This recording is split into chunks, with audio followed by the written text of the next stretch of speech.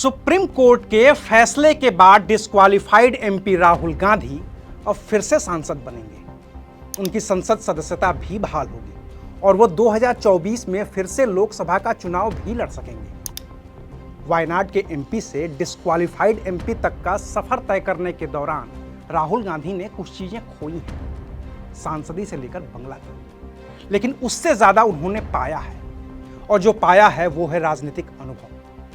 तो क्या disqualified MP रहने के दौरान राहुल गांधी ने जिस राजनीतिक नब्ज को टटोलने की कोशिश की है, उसका असर अब संसद में भी दिखेगा? और क्या अब राहुल गांधी संसद के अंदर और बाहर अब बिल्कुल ही नए तेवर में नजर आएंगे?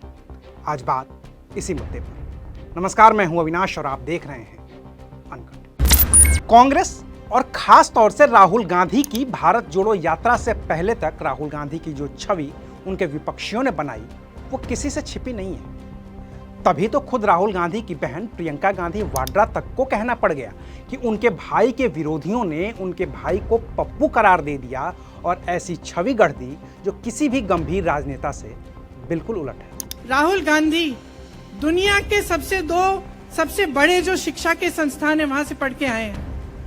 हार्वर्ड और कैम्ब्रिज की उनकी डिग्री है। कैम्ब्रिज से उन्होंने इकोनॉमिक्स में मास्टर्स डिग्री, एमफिल डिग्री उनको मिली। आप उसको पप्पू बनाते हैं। पूरे देश भर में आपकी सहायता के साथ मेरे मीडिया के दोस्तों, डिग्री आपने देखी नहीं, सच्चाई आपने देखा नहीं, उनको पप्पू बना दिया। फिर पता चला कि ये पप्पू तो यात्रा में निकल आया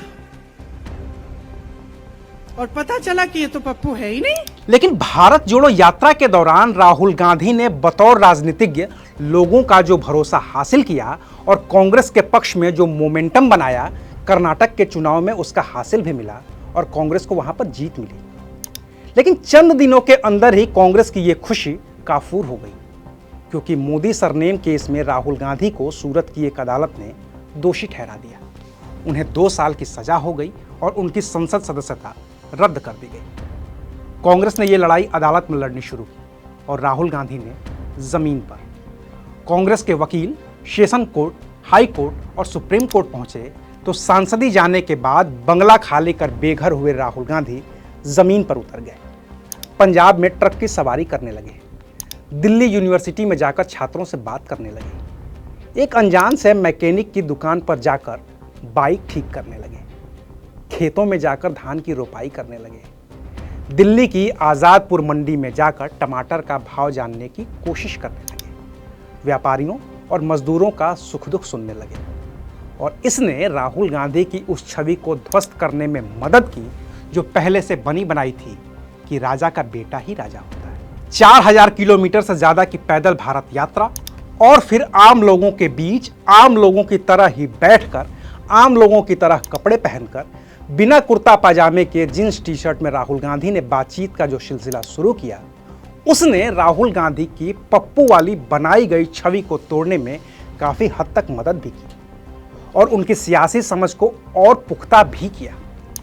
ऐसे में जब राहुल गांधी एक बार फिर से संसद में आने को तैयार हैं, तो उनका ये नया अंदाज सत्ता पक्ष और विपक्ष दोनों के लिए चौंकाने वाला हो सकता है। कभी संसद में प्रधानमंत्री मोदी को झप्पी देकर सत्ता पक्ष और विपक्ष दोनों को चौंकाने वाले राहुल गांधी अब जमीनी मुद्दों पर बहस करके सत्ता पक्ष के लिए और बड़ी परेशानी का सबब बन सकते हैं, क्योंकि अब उनके पास सुनी सुनाई बातें नहीं, बल्कि उनका खुद का फर्स्ट हैंड अनुभव है जो उनकी राजनीतिक जमीन को खाद पानी मुहैया करवा सकता है।